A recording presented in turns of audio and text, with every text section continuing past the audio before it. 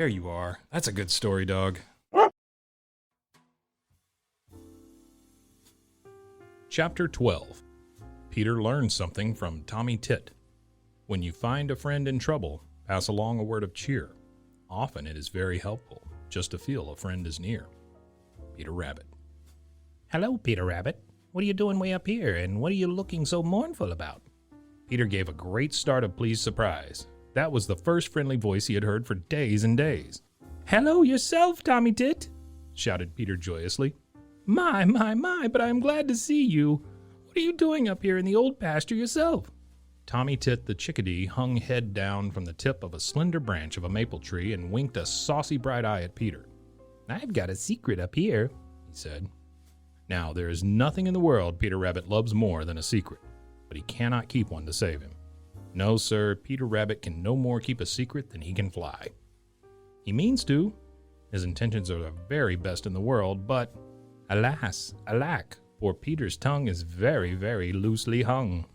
And so because he must talk and will talk every chance he gets, he cannot keep a secret. People who talk too much never can. What is your secret? Asked Peter eagerly. Tommy Tit looked down at Peter and his sharp little eyes twinkled. It is a nest with 6 of the dearest little babies in the world in it, he replied. Oh, how lovely, cried Peter. Where is it, Tommy Tit? In a hollow birch stub, replied Tommy, his eyes twinkling more than ever. But where is the hollow birch stub? Persisted Peter. Tommy laughed. That's my real secret, said he. And if I should tell you, it wouldn't be a secret at all. Now tell me what you're doing up here in the old pasture, Peter Rabbit. Peter saw that it was of no use to tease Tommy Tit for his secret, so instead he poured out all his own troubles. He told how lonesome he had been in the dear old briar patch on the Green Meadows because he didn't dare to go about for fear of Old Man Coyote, and how at last he had decided to visit the old pasture. He told how Hooty the Owl had nearly caught him on his way, and then how, ever since his arrival, he had been hunted by the big gray old rabbit so that he could neither eat nor sleep and had become so miserable that at last he had made up his mind to go back to the dear old briar patch. Ho! Interrupted Tommy Tit. I know him. He's old Jed Thumper, the oldest, biggest, crossest rabbit anywhere around. He's lived in the old pasture so long that he thinks he owns it. It's a wonder that he hasn't killed you. I guess perhaps he would have, only I can run faster than he can, replied Peter, looking a little shamefaced because he had to own up that he had ran away instead of fighting. Tommy Tit laughed. That's the very wisest thing you could have done, said he. But why don't you go back to the dear old briar patch in the Green Meadows? Peter hesitated and looked a wee bit foolish.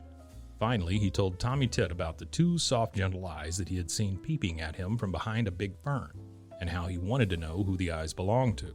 If that's all you want to know, I can tell you, said Tommy Tit, jumping out into the air to catch a foolish little bug who tried to fly past. Those eyes belong to little Miss Fuzzytail, and she's the favorite daughter of old Jed Thumper. You take my advice, Peter Rabbit, and trot along to the old briar patch. Before you get into any more trouble, there's my wife calling. Yes, my dear, I'm coming. Chickadee-dee-dee. And with a wink and a nod to Peter Rabbit, off flew Tommy Tit.